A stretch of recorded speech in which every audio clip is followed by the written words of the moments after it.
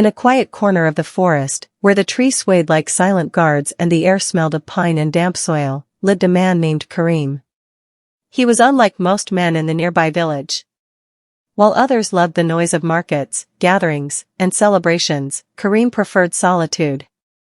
His home was a small hut, made from mud, wood, and straw, resting beside a stream that whispered endlessly as it ran over smooth stones.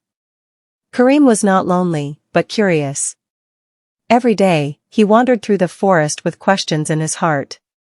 Why did the birds sing different songs at dawn than at dusk? Why did the flowers open only when touched by sunlight? Why did the moon sometimes hide behind clouds, and other times shine with pride?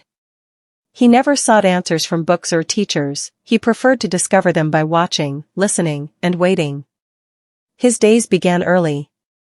As the first rays of the sun touched his hut, he would step outside barefoot, feeling the wet grass under his feet.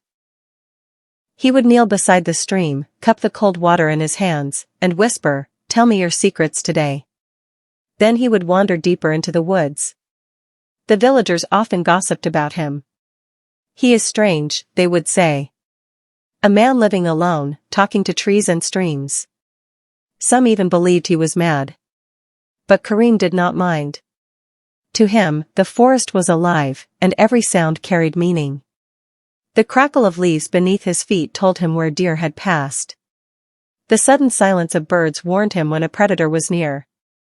The scent of wild jasmine in the evening air told him the rains were coming soon. One afternoon, while exploring further than usual, Kareem discovered something unusual, a hollow tree with carvings etched into its bark. The carvings were old, faded, yet still visible, spirals, stars, and what looked like the shape of a human hand. His curiosity burned brighter than ever. Who had carved them? What did they mean?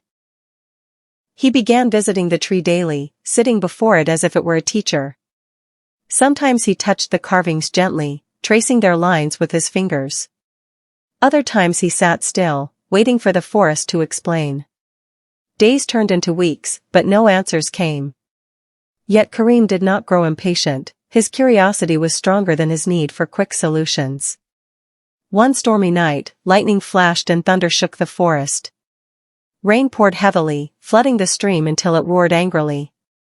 Kareem, inside his hut, thought of the hollow tree. Fear whispered, "It may fall." His heart pounded. Without hesitation, he ran through the storm to the tree's side. The carvings glistened under the rain, and in that moment, lightning struck nearby, illuminating the spirals as though they glowed from within. For the first time, Kareem felt the carvings were not just symbols but a message, one he could not yet read. The storm passed, and with it came a calm more profound than silence. Kareem stayed by the tree until dawn. When morning light touched the carvings, he noticed something he had never seen before, a small bird nesting inside the hollow, its tiny wings trembling. The carvings, he realized, were not just man-made marks, they were protection. Whoever carved them had once loved this tree enough to guard its life. That morning, Kareem finally understood something about curiosity. It was not about finding every answer but about seeing more deeply into life. He returned to his hut, carrying no treasures, no secrets, only a quiet joy. He knew he would keep exploring, keep asking questions, not to solve mysteries but to live with them. Years passed, and the villagers who once thought him strange began to notice the calmness in his eyes, the wisdom in his words, and the gentle way he treated every living thing. Some came to him for advice, others for comfort.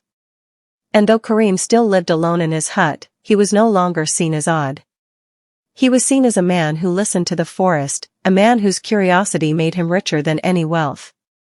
His story remained in the whispers of trees, in the flow of the stream, and in the eyes of those who learned that solitude was not emptiness, but a path to deeper understanding. And so, the curious man in the hut continued his days, barefoot on the grass, forever chasing questions, forever at peace.